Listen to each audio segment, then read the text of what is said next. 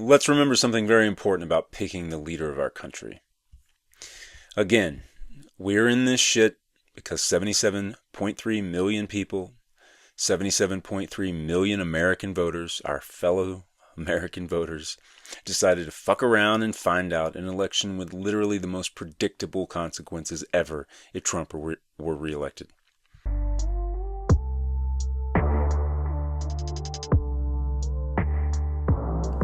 Alright, welcome to the Mad Mod Pod, episode 4. I'm your host, Ken Thompson. Let's get right into it. This one's all about the Iran war. This one's probably going to be a two-parter just because there's so much to cover. We'll see. Actually, no, it's definitely going to be a two-parter. It's probably going to be even more than that, but I'm going to mix in a bunch of other topics too because I'm not going to talk just about this, even though you definitely could. Alright, so let's get right into it. We're on day 74 and counting of this war that the administration pretends isn't a war. Day 74. And day 72 of the war powers clock that expired 2 weeks ago, a clock that in normal times would require authorization from Congress or else a legitimate and permanent stop to the conflict. So day 74 of a war that nobody voted for, Congress didn't authorize. The man who started it mostly refuses to call a war because he knows that he's supposed to get authorization for this conflict. He said it himself. You're supposed to get approval. He has known all along that he was constitutionally required to go to Congress for authorization to start an active, prolonged conflict in a hostile foreign country. He decided to not call it a war and not get authorization for a variety of unethical, politically motivated reasons. And because he thought he could be in and out of Iran, just like it was Venezuela, without being dragged into a quagmire, which was idiotic, but I digress. And yes, of course, we must preface this entire discussion with the fact that I find the Iranian regime filled to the brim with despicable scum of the earth humans who use crazy religious nonsense to subjugate the entire country's population. A country with 93 million people. A country with an IRGC military force that mows down its own people without hesitation and operates as the muscle behind the regime. IRGC being an acronym for Islamic Revolutionary Guard Corps. These are terrible people. They are. They're wretched human beings. And the way that they treat their own people is a perfect demonstration of that ruthlessness. But that does not mean that this was a good idea. And it's important that we're able to make distinctions like this. This is absolutely necessary if we're going to be able to have complex discussions about foreign policy. Because we should be able to say, on the one hand, the Iranians are terrible. And we should do whatever we can within our power to mitigate their ability to get a nuclear weapon or to fund terrorism around the world. Also, over here, you can't go and try to take out their entire leadership team like it's Venezuela and think that all the dominoes are going to fall and then you just are going to be in charge of whomever's left. That's not how it is going to work. That was never how it was going to work. And so the idiocy of this entire decision-making process, which started with Trump and Hegseth and moved on down to the people that they installed around them, the quagmire that we are in now, it was totally inevitable. In fact, the idea that anything else would have happened but this is crazy. So let's just make that plain right out of the gate. And Donald Trump, the buck stops with him. He chose to do this. This was his decision. And so a lot of what this episode will be about is how we got here. So as of Wednesday, May 13th, as I record this episode, let's just run quickly through the numbers that are ever-changing as this conflict drags on. Thousands of Iranians are dead, including over 200 children. Military estimates from the U.S. and Israel suggest the total, including combatants and civilians, may exceed 4,000, although it's hard to trust the data coming out of either the U.S. or Israel's government right now, given who's in charge. Lebanon, total deaths, at least 2,900 have been killed since the escalation started on March 2nd. Total wounded apparently is pushing 8,800. Displacement, aka being forced from their homes, something like 1.2 million people, which is roughly 20% of the country's population. Here in the U.S., we've lost 15 people. On top of that, we have 538 injured that we know for sure. That's the number the Pentagon is legally required to acknowledge, while apparently it's something like 750 is the estimate from investigators who are counting the people the government is leaving off the books. 354 of the injured have returned to active duty. The UAE, 13 dead, primarily civilian contractors and military personnel. Kuwait, 10 dead, including 4 soldiers and 6 civilians, plus another 115 wounded. Bahrain, 3 dead, all reported as fatalities from drone or missile debris or strikes. Saudi Arabia, 3 dead, all supposedly military security personnel. And the list goes on. Not to minimize the dead, but I could just go on and on about how many people have died just since this conflict has started. We have a U.S. naval blockade that has now redirected something like 67 ships in response to Iran's own blockade of the Strait. A ceasefire, and I say a ceasefire, that is really just a ceasefire in name only, with no practical effect except for Trump's attempts to create the illusion of peace so that the stock market doesn't crash. With no real hard end date, because every 2 weeks the ceasefire keeps getting extended, even though both sides are still shooting at each other, and has already shown that more likely than not, this is going to slip right back into an active, hot conflict, with Trump saying himself that the ceasefire is on life support. For the time being, the ceasefire remains in place? It's unbelievably weak, I would say. I would call it the weakest right now. After reading that piece of garbage they sent us, I didn't even finish reading it. They said, I'm not going to waste my time reading it. I would say it's one of the weakest right now. It's on life support. They understand. These are all medical people. Dr. Oz, life support is not a good thing. Do you agree? Bad prognostic. I would say the ceasefire is on massive life support, where the doctor walks in and says, sir, your loved one has approximately a 1% chance of living. Now, how can you call something a ceasefire when both sides are still shooting at each other? Iran and Trump have gone back and forth with a peace framework, and every time Trump acts surprised at the Iranians' conditions for such peace. It's worth reiterating here that none of this would be necessary if Trump had just stuck with the original nuclear agreement negotiated by Obama's team, and which could have served as the first iteration of an ongoing agreement that could be renewed every 10 years with any updates relevant to the current times. So negotiators from Iran and the 6 big world powers have just emerged from months of negotiations in Austria and Switzerland to announce that, believe it or not, they have an Iran nuclear deal. Every pathway to a nuclear weapon is cut off. But what does that actually mean? How does all that actually work? Well, this gets technical really fast, but it helps if you go through and look at some of the most important issues. One of the big ones is uranium. That's the stuff. You dig it out of the ground, use it for nuclear fuel for a power plant or even for a bomb. The deal requires Iran to give up 97% of its enriched uranium, almost all of it, down to just a 300 kilogram stockpile. Not very much. Uranium comes in different levels of enrichment. Now, this restriction is really severe. Iran is only allowed to have its uranium up to 3.67% enrichment. And to give you a sense of what that means, medical research grade uranium is enriched to 20%, and weapons grade uranium is enriched to 90%. So Iran's uranium is going to be way down at 3.67%, very safe in energy grade and not something that is anywhere near what can be used for a nuclear weapon. Iran is going to give up most of its centrifuges. It's going to go from 20,000 centrifuges to just 5,000 that are spinning fissile material, plus another 1,000 that it can use for research and development but can't use fissile material. And if Iran decided one day, you know what, we don't like this deal anymore, we're going to build a bomb, it would take it a really long time to do it. And that gets to another really important issue, and that's inspections. Inspections and monitoring are how we make sure that Iran is sticking to their end of the deal and that they're not cheating. The inspections that the U.S. got out of this deal are frankly just astonishing. One arms control analyst said he thought there was, quote, almost a 100% chance that if Iran cheated, it would be caught by these inspections. That's how good they are.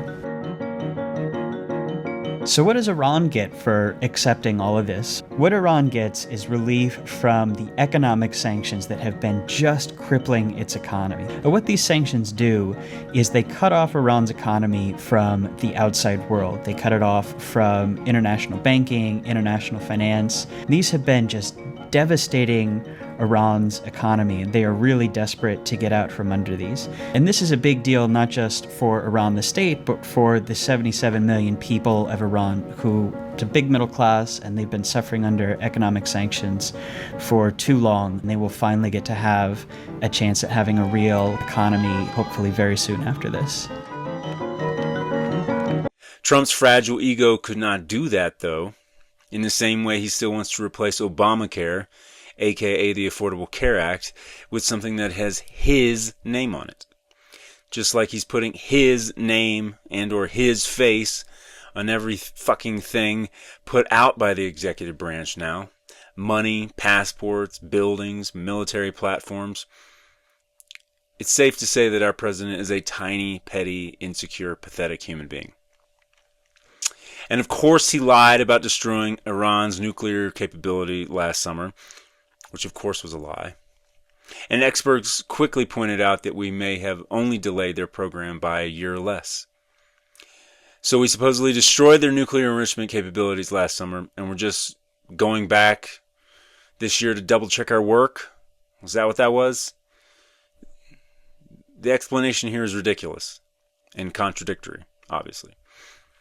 All to deal with the nuclear threat that Obama's JCPOA, or Joint Comprehensive Plan of Action, aka the Iran nuclear agreement, Iran nuclear deal, had previously already tackled, and all we had to do was not make the situation worse and update it every 10 years. Which of course we as a country had to make things worse when we elected Trump, and now we've made them much worse by re-electing him. And unlike when Obama negotiated the JCPOA, the nuclear core of the peace talks is now in a state of high-stakes deadlock because Iran has leverage via the Strait. They control the 21-mile wide Strait of Hormuz, and unless we invade the whole country or nuke the whole country, neither of which we're going to do or should do, we cannot reopen the Strait. At least not unilaterally. This is something that military strategists have for decades said was a concern and a legitimate threat in this situation. The Speaker of Iran's parliament said yesterday a complete ceasefire doesn't make sense if that blockade remains in place, adding reopening the waterway is impossible amid such a flagrant breach, as they put it, of that truce. But the White House standing by the blockade as the stalemate in the Strait continues to present a hurdle to peace talks. President Trump telling Fox News yesterday there is no time pressure on coming to a deal with Iran, Joe. Yeah, you know, Jonathan Lemire, not to belabor a point here, but everybody knew from 1979 forward that if you went into Iran, the Strait was a problem. I mean, you could just, even looking at military theory through the years, you could have looked at Clausewitz, Washington, Brzezinski, who actually said you can't go into Iran because if you go into Iran, they'll close off the Strait of Hormuz. They can't beat us militarily, but you're playing with fire because of that. He said that decades ago. And then you have the United States stumbling into Iran instead of listening to some of the smartest people, not only around now, but also throughout history on military strategy. He listened to Pete Hegseth, Benjamin Netanyahu, and Lindsey Graham. I mean, really, that's a triumvirate. That's really why we're here, as far as the people in his ear saying this is something that needs to be done. And we have reports that there were many close to him, many military leaders saying, don't listen to these guys. Don't believe these guys. They're making this sound easier than it actually is. And yet here we are. I mean, we're right now, we are in a bit of a quagmire as it pertains to the Strait because the Iranians know they can play hardball. And so here we are. again, I just want to circle back. Yesterday, we showed a poll that had Donald Trump at 33%. They were showing the same poll on Fox News. They're showing the same poll across other. There's a reason for this. It's because we're in a war that people like J.D. Vance and everybody else that's now turning against Donald Trump said Kamala Harris would get us into that war. Donald Trump's gotten us there. And you look at, again, the socialization of possibly of Spirit Airlines and all of these Westinghouse, Intel, U.S. Steel. It's just simply remarkable that this is coming from a so-called conservative administration. Nothing conservative about this administration. There's nothing conservative about this Republican Party. Not if you believe in conservatism the way it's been defined for well over 200 years. And yet here we are in Iran. We can't get out until the strait is opened, and Iran is in no mood to open the strait on our conditions. Nothing conservative about this government. And this is also what happens when you surround yourself with people who simply tell you yes. You know, I think back to the remarkable story about Jonathan Swan and Maggie Haberman in the New York Times a few weeks ago, detailing how the decision was made to go to war. And even those aides who later tell reporters they had private reservations about what was going to happen, no one told Trump that. You know, yes, Dan Kane, the chairman of the Joint Chiefs of Staff, outlined this could happen, but no advocacy was made. And that's not necessarily his job, but no one else there did either. And, you know, Vance said that he had some reservations, but also made clear, hey, boss, it's your decision. We'll just do it. And this was a rushed war, and it was short-sighted. They thought it was going to be over in days, a couple weeks at most. And now it is, no doubt, a bit of a quagmire. And we have Iran now also knows that the Strait of Hormuz, which is this theoretical tactical advantage they've had, as you say, Joe, Americans have been warning about for decades. Well, they now know it works. They know that they can increase incredible economic pain on the United States and the rest of the world by shutting that key waterway. And yesterday, the Pentagon briefed Congress that it could take 6 months or so for the mines to be cleared from the strait. So even when hostilities do end, it may not be easy for ships to go through that waterway for another 6 months, which means we're going to have, you know, this economic pain for a while. And David Rowe, this comes, of course, the U.S. is insisting this naval blockade stay in place. We should note, and we'll get into this a little later, the Secretary of the Navy just got fired yesterday while there's a Navy blockade of that region. But Iran's saying, well, we're not going to reopen the strait. We're not going to help you get through it if that blockade remains in place. There's no sense of negotiations. We don't know when yet. Trump may lift the ceasefire if he does. We're in a holding pattern, and the longer it's stuck, the higher prices are going to rise. So as far as the breakdown of where the nuclear discussions stand today, so it's, the whole issue is like punt the issue versus dismantle the nukes now, or dismantle the program now.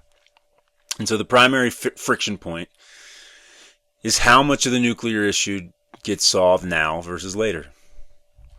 The Iranian proposal, Tehran's latest proposal, 10-point plan, reportedly suggests a temporary suspension of high-level enrichment, but punts the permanent dismantling of infrastructure and the removal of highly enriched uranium to an unspecified future date. Now, there are some pretty obvious reasons as to why they would want to do that. The U.S. has rejected it. Trump and Rubio have signaled that this is a non-starter. Trump has now famously referred to the written proposal from Monday as a piece of garbage and totally unacceptable. And so the demand is that the U.S. is holding firm on a zero enrichment policy and is demanding that we be allowed to come in and literally dig out the nuclear dust, the enriched uranium, to be transported out of the country. The Iranians are never going to agree to zero enrichment now, especially after this conflict, and especially after they know that they can weather being bombed by the United States and remain in power because they control the strait and because they can tolerate being bombed longer than Trump can continue bombing them without his domestic political problems increasing dramatically. So far, Operation Epic Fury is one of the dumbest things Trump has ever done geopolitically while in office. And by the way, Epic Fury has the same initials as the Epstein files, which Trump doesn't want to talk about because he is all over them. Jeffrey Epstein's former neighbor, aka Commerce Secretary Howard Lutnick, talked to the Oversight Committee last week, and we just got the transcript. The big takeaway for me is what he wouldn't say about President Trump. During his interview, Letnick comfortably and clearly denied he's ever talked about the Epstein case with former Attorney General Pam Bondi or acting Attorney General Todd Blanche. He also said he's never discussed with any administration official the contents of the Epstein files, the redaction made to those files, the process for DOJ's review and release of the files, the timing of their release, and so on. But when asked if he's ever talked about the Epstein case with Trump, he says he's not going to discuss conversations he may or may not have had with the president. And then zoom forward a few pages where he says he won't go there, even for periods of time when Trump was out of office. It's important to note, Secretary Letnick has denied any wrongdoing, and the White House has repeatedly denied Trump was involved in any misconduct relating to Jeffrey Epstein. But take it from this ex-lawyer, those answers from Letnick are weird and potentially troubling for two reasons. First, if Letnick and Trump never discussed Epstein, that's an easy question to answer, and with a single word. As I used to tell my clients preparing for testimony, no is a complete sentence. But second, if the two of them have talked about Epstein since Letnick joined the cabinet, the White House could argue that such a conversation is protected by executive privilege. But conversations when both Letnick and Trump were private citizens, there's no basis for Letnick to refuse to answer those, and someone on the committee should have pressed him on it. Okay. Let's talk about the linguistic cowardice and how we got here. It's kind of the only question that matters on day 74 of a war that nobody authorized, has a fake ceasefire in place because it's such a clusterfuck, and is a military action which no one can fully explain without concluding Trump basically just thought that he could get away with it like it was Venezuela, and Bibi convinced him it would be easy and that he'd be seen as some great liberator, succeeding where the last 4 decades worth of U.S. presidents have failed. So really, the answer isn't a giant mystery. It's a straight line that connects tactical arrogance to administrative vandalism, and it starts with the language. Donald Trump has spent the better part of the last 2.5 months calling this conflict a little excursion. He told Republican lawmakers at his golf club in Miami those exact words. It would be a short-term excursion. Now look, the man clearly means incursion, and apparently nobody around him will correct him. For the record, a military incursion is the entry of armed forces into a foreign territory, generally by force. An excursion is a day trip to a secluded beach or an isolated rainforest. You definitely do not take an excursion when you go and assassinate the head of state, his family, even an autocratic one, and 40 senior government officials simultaneously, and launch what your own press secretary called major combat operations against a nation of 93 million people in one of the most unstable regions of the world. Trump does not know the correct word for what he ordered, and no one will correct him. But, and this is sort of interesting, he does know exactly which word to avoid.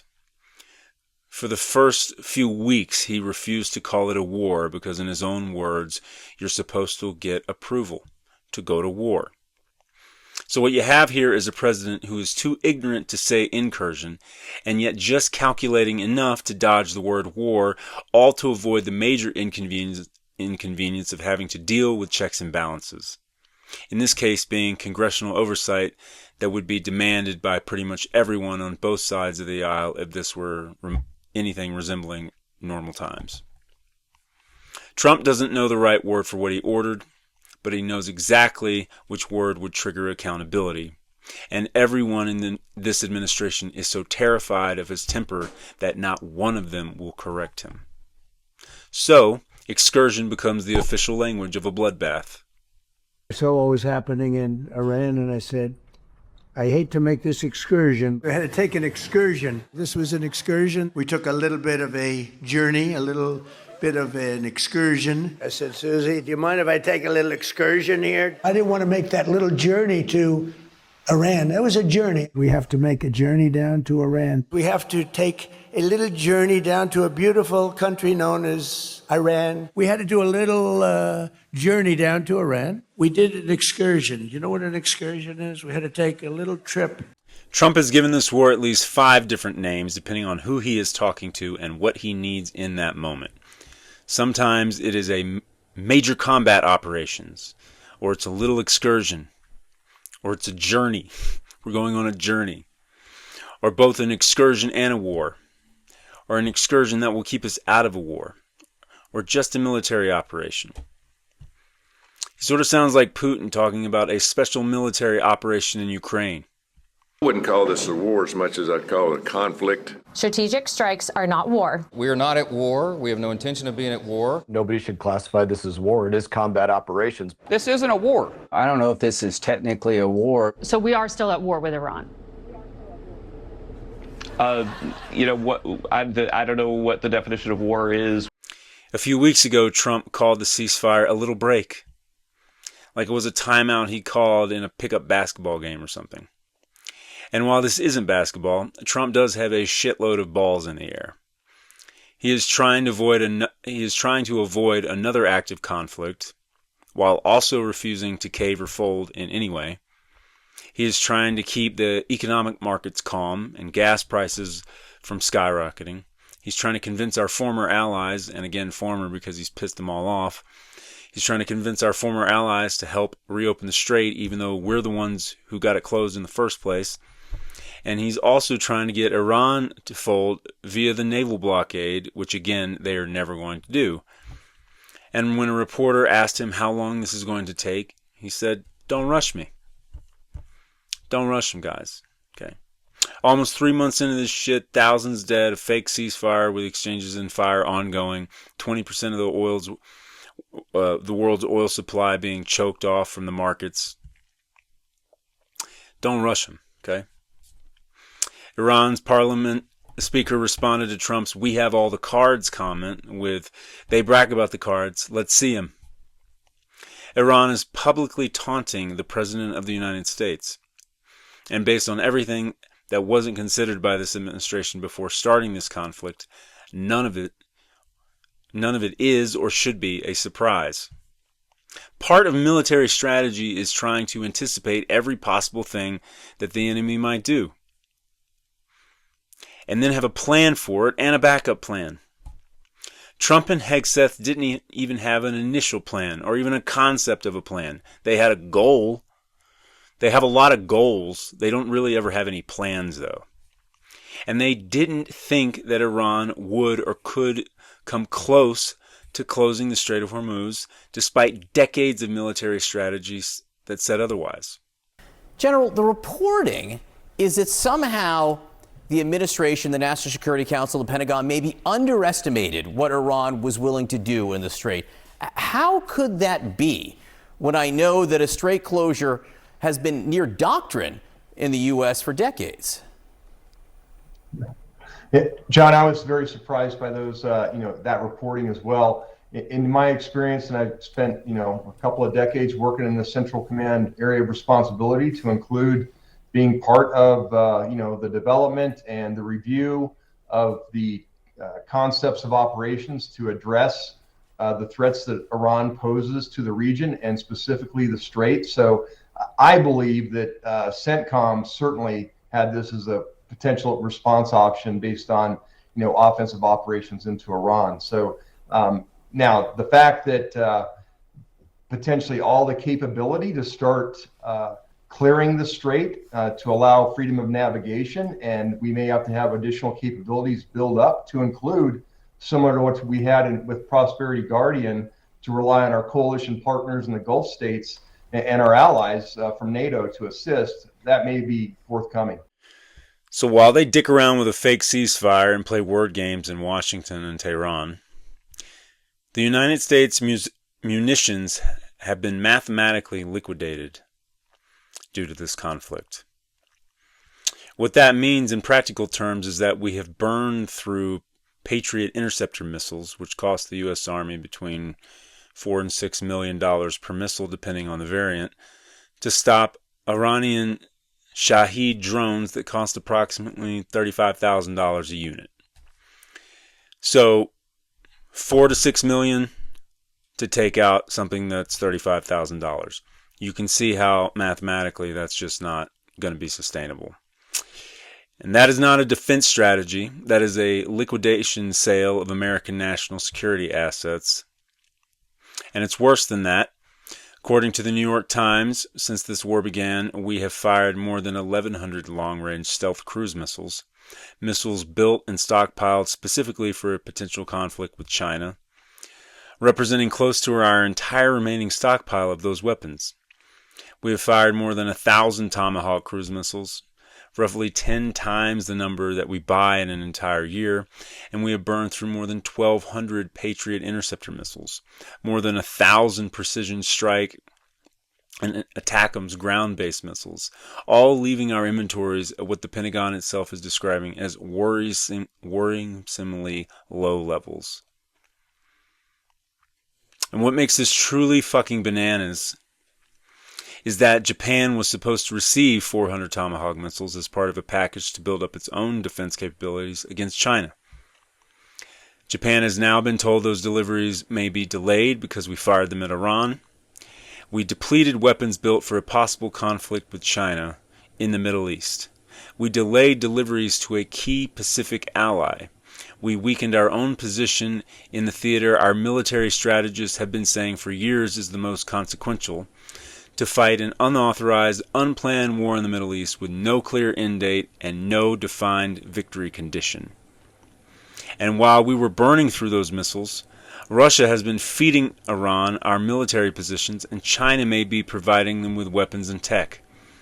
CNN reported in March that Russia was providing Iran with real-time intelligence about the locations and movements of American troops, ships, and aircraft.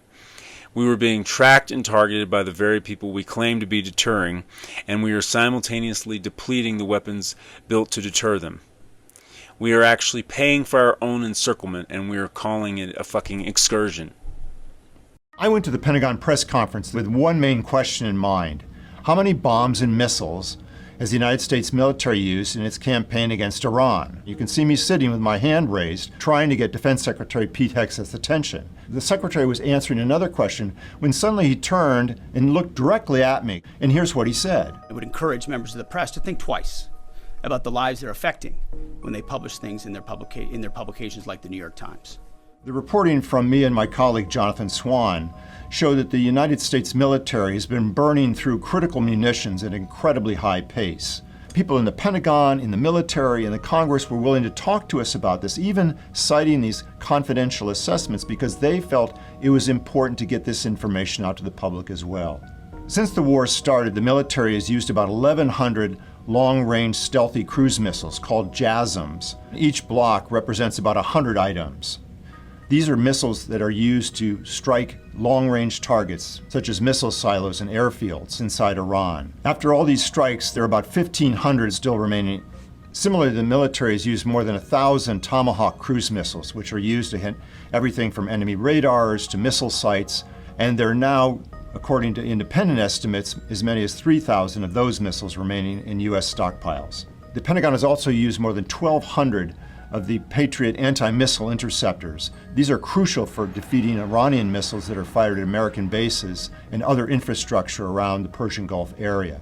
Roughly 2,000 remain. The military has also fired more than 1,000 precision strike and ground strike missiles against targets in Iran. Right now, according to internal Pentagon estimates, the military may only have a few hundred of these left. I spoke to a number of commanders in Europe and Asia who were very concerned if the United States is moving a lot of its interceptors and long-range stealthy cruise missiles that were actually built for a war against China to the Middle East. That leaves American forces more vulnerable to possible attack from foes like Russia and China if the United States stockpiles are lower than they should be. We reached out to the White House for comment, and this is what Caroline Leavitt, the White House press secretary, said. The United States of America has the most powerful military in the world, fully loaded with more than enough weapons and munitions in stockpiles here at home and all around the globe. We stand by our reporting, are confident the assessments are correct, as the United States has drained much of its munitions at a total cost of nearly $1 billion a day. And we feel it's in the public interest to know the total costs of this war, whether it's in dollar terms or the amount of munitions that have been used so far in the campaign. Now let's talk about the people running this operation, because the mathematical liquidation I just described doesn't happen in a vacuum. It happens when the wrong people are in charge and when they don't know what they're doing. You know, people like Donald Trump and Pete Hegseth. As of early May 2026, Hegseth has fired or forced the retirement of over 20 top generals and senior commanders, with some reports citing up to 24 individuals in a major overhaul of military leadership. Army Chief of Staff Randy George is not a household name. Fact. But he is known and respected, not only with the United States Army, but across all of our services. He's out of his job as part of the Trump administration purge at the Pentagon, which seems to be gaining momentum, accelerating. George was nominated to the post that he was just ousted from by President Biden in 2023. That position, under normal circumstances, has a 4-year term attached. Sources tell CBS News 2 other Army officers were also removed from their jobs. The total purge on the administration is now numbering more than a dozen high-ranking service members. As I mentioned earlier in the show, Eleanor Watson would come back. She has. I'm so glad you're with us. Describe what's going on, Eleanor. Well, Randy George yesterday was informed by Secretary Hegseth that he would like for George to immediately retire. There are two things at play, according to our sources. One is that Hegseth wanted someone in that spot, the top U.S. Army military officer who aligns with a Hegseth President Trump vision of the military, even though the military has historically been apolitical. That George may not fit that mold in Hegseth's mind because George, as you mentioned, was nominated by President Biden and previously served as the senior military assistant to Defense Secretary Lloyd Austin from 2021 to 2022. We should note, though, that that's not all George did in his career. He's been an Army officer since 1988, having graduated from West Point. He served in the first Gulf War and then later commanded in the Iraq and Afghanistan wars. The second thing at play, we're told, is there is tension between Secretary Hegseth and his own Army Secretary, Dan Driscoll. And the fact that George is close to Driscoll played a part in Hegseth giving George this early retirement, a year early. It landed almost as an ultimatum. That's right. And we've seen that before. Mm-hmm. I want to read to you something that I came across in The Atlantic today from Tom Nichols under the headline, Hegseth's War on America's Military. What I'm about to read is not with the editorial nature of that article, but a fact that I think you would agree with and I'd like you to evaluate. These officers, meaning all who have been purged under Hegseth's leadership, are all people with long and distinguished records of service. None of them has been charged with any wrongdoing, and none of them has been accused of any kind of incompetence or disloyalty. True? That's true. We haven't really heard since the early retirements or the firing started last year, haven't really heard many reasons for them, which you would expect to because it ends these, almost 40-year careers. But what I do want to mention is it's not just the people that there have been some against the norms. Just this week, we saw the secretary kind of overrule the Army in an investigation into 2 Apache helicopters flying near Kid Rock's house. The Army initially announced those pilots would be suspended. Pending an investigation. Pending an investigation, a formal investigation. Secretary Hegseth on his personal X account lifted that suspension, said there will be no investigation. That is usually left up to the services. The second example, it was a few weeks back, but was the promotion list that Secretary Hegseth was personally holding colonels from becoming one-star generals because he didn't want some of the names. He didn't think some of the names on that list deserved that promotion. That is almost unheard of based on what I've heard from current and former officials for the secretary to weigh in on a process that the services go through very comprehensively for months, especially to weigh in on a promotion from a colonel to a one-star. That is a merit-based process, rigorous, and supposed to be immune from politics so people understand that you can succeed in the military by doing the task, not by saluting in a particularly political way. And so that you're not tagged with having done something under the previous administration. Right. Your work should speak for Your itself. military career speaks for itself, independent of any administration that comes or goes. Eleanor Watson, as always, thank you very much. These firings have occurred since he took office in early 2025, targeting leaders across various branches, and nothing illustrates who is in charge of the Pentagon right now better than what happened to Navy Secretary John Phelan. Phelan was fired mid-excursion, effective immediately, no explanation given publicly. In the middle of an active naval blockade, the Secretary of the Navy was removed from his post. Now, in any functional organization, military or civilian, you need the person who tells you the truth about the law, the person who says we can't do that, when you're being asked to do when what you're being asked to do is illegal. Phelan was that person, and Hegseth fired him. The stated reasons were apparently multiple. Hegseth fired Phelan because he had gone around him with a direct line to Trump. Apparently they were texting each other about the rust on our warships.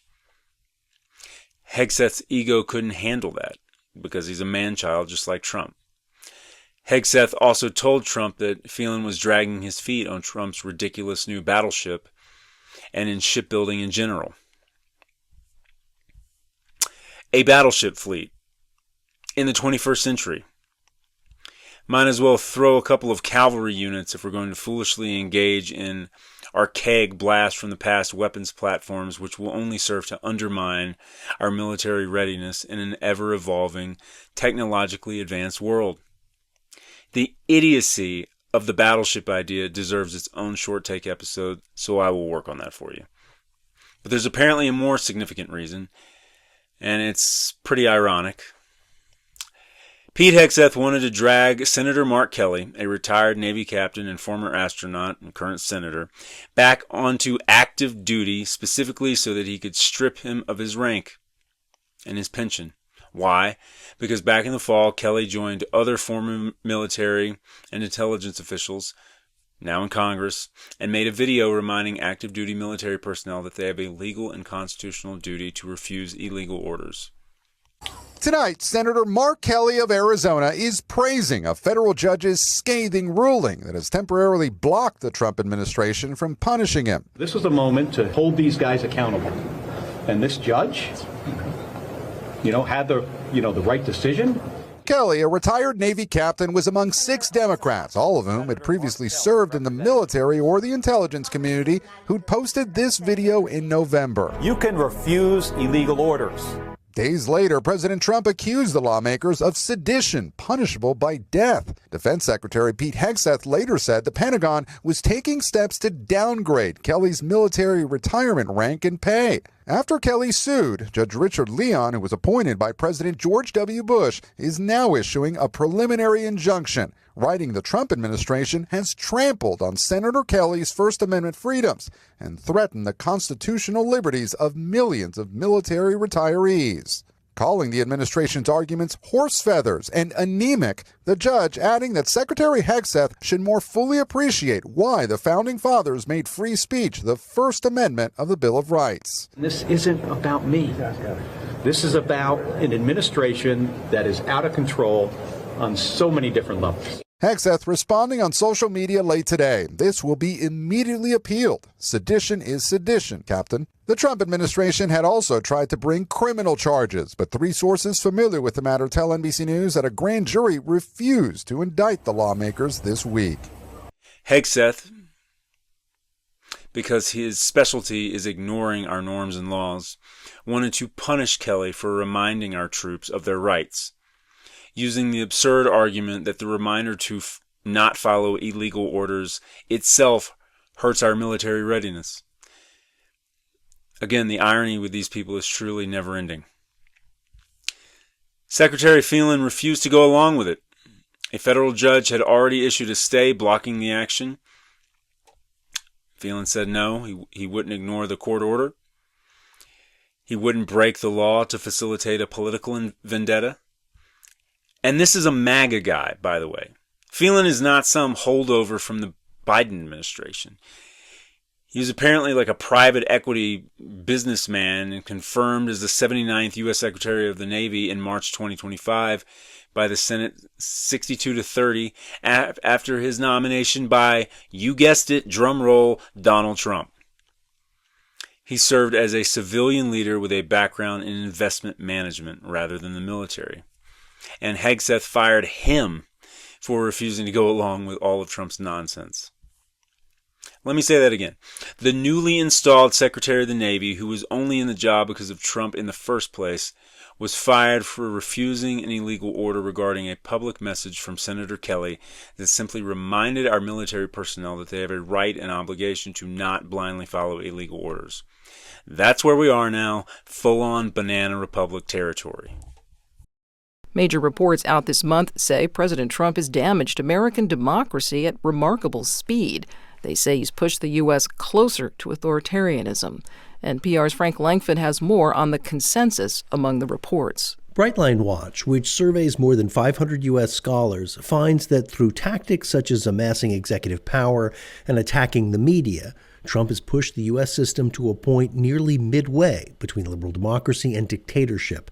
Dartmouth's Brendan Nyhan co-directs the survey. I would say the goal is to govern as an authoritarian. Another report out by Sweden's VDEM Institute found America's democracy ranking plunged last year from 20th to 51st out of 179 countries, a sign, it said, that U.S. democracy is being dismantled at an unprecedented pace. The White House dismissed the findings, calling it, quote, a ridiculous claim made by an irrelevant, blatantly biased organization. Trump has repeatedly said he's no dictator. Frank Langford, NPR News, Washington. Before we go to part 2 of this Iran war story, let's remember something very important about picking the leader of our country. Again, we're in this shit because 77.3 million people, 77.3 million American voters, our fellow American voters, decided to fuck around and find out an election with literally the most predictable consequences ever if Trump were reelected. An election where the rest of us already knew what these voters are apparently just now finding out. The whole, he won't get us into foreign wars and he is a successful businessman propaganda was just that, propaganda. Voting is not a joke. Picking a president is not some light decision we make on a whim 10 seconds before we enter the voting booth. It should not be based on a bunch of gut feelings and little to no actual information. It should not be something ignored until the month or week before. And while people like to claim that intellectually they do know this, they rarely act like it when they're voting. As I mentioned in a previous episode, a healthy democracy would never have elected Donald Trump even once, and definitely not a second time. We learned nothing apparently from term 1. Americans are terrible at assessing political candidates, and no candidate is perfect. Not Harris, not Biden, not Obama, not any candidate is going to do everything or be everything you want them to be, especially the ones you love the most. They can't. It's impossible. Over 200 million other registered voters all want something too, and it doesn't always overlap. At the end of the day, they're all just people. The point of saying this is to remember that there is a direct line between the people who we vote for and these kinds of outcomes, and that we need to be able to weigh both the positives and the negatives of our candidates more effectively than Americans currently do. No rational person could argue that we'd be in anything resembling this war right now if Harris had been elected, or if Biden had not declined so quickly during his term and had won re-election, or if we had had a real Democratic primary for 2024 and someone else emerged and was elected. No argument can be made that this economic and geopolitical quagmire, where we oscillate back and forth between an active hot conflict with Iran and what amounts to just a reduction in hostility, in which Trump calls a ceasefire to try to keep the markets from tanking, no one can argue that that would be a reality if any Democrat had been elected. In any election there is a choice, and then there are worse choices. This is true from everything from mayor on up to POTUS. Rarely is the candidate amazing, and even when they are, or even when you think they are, he or she will inevitably let you down in various ways, specifically because the same power that limits their ability to do terrible things is also the same power that constrains their ability to do a bunch of awesome things on your behalf, and because so many other voters want something too. I say all of that to make the simple point. We need the people in the middle and the left, anyone and everyone outside of MAGA, to constantly remind everyone else that we are specifically in this shit because, as a country, we fucked around and elected Donald Trump for the second time. Not us, obviously, but way too many Americans. And that elections do have dire consequences. We need the dots connected and repeated constantly to the dumbest among us who have their heads in the sand. Most Americans do not understand just how much we have fucked up the world economy with this war, with many countries going into a recession if the Strait doesn't open soon. Most Americans do not realize just how despised we are around the world right now. We look like a rogue state that is becoming no better than China and Russia. The Europeans are actually worried about their encirclement from China, Russia, and now us. So great. Our allies not only do not trust us, they are actually now scared of us being a threat to them. And they have every reason to not view us so favorably anymore. We started this conflict without even discussing it with them first, and this is after we already made a bad situation worse by stopping all military assistance to Ukraine. And then on top of that, we threatened to invade Greenland, which is a NATO member as a part of Denmark, and we also tariffed all of our allies into oblivion. And all of that just happened since January 20th of 2025, all on Trump's watch. And now, as if all of that shit isn't bad enough, we have started another war in the Middle East, again, where we stupidly started a conflict that pushed Iran to close the Strait of Hormuz, and on the backside of this action, we are even bragging to our former allies that because we are more energy and food independent relative to the rest of the world, we won't be as affected. So great. We ruined everything economically around the globe, and then on the way out the door, we're like, sucks to be you, we won't be as affected. Sorry, you're going to get screwed by this. Fortunately, we won't be affected that much, so see you later. Talk about going out of your way to dig ourselves into an even deeper geopolitical hole where we never again regain the trust of our former international friends. And in a nutshell, things don't happen in a vacuum. And there's a direct line between the re-election of Donald Trump and the place America finds itself in now, which can only be described as American decline. We will discuss this further in the next part of episode 4. I'm Ken Thompson, and this is the Mad Mod Pod. Thank you for your time.